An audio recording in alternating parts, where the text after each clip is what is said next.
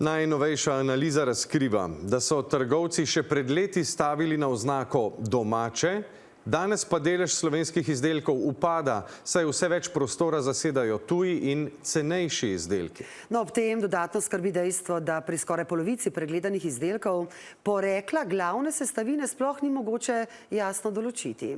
Denis Maličič.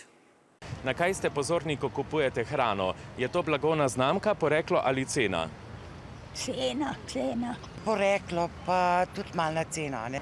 Eno, drugo in tretje. Tako kot smo si ljudje med seboj različni, so različne tudi naše nakupovalne navade. Pri mleku in mlečnih izdelkih so dejavniki precej izenačeni, potrošniki podobno pogosto izpostavljajo blagovno znamko, poreklo in prav tako tudi ceno. Pri kruhu pa je najpomembnejša cena, medtem ko sledita proizvajalec in poreklo.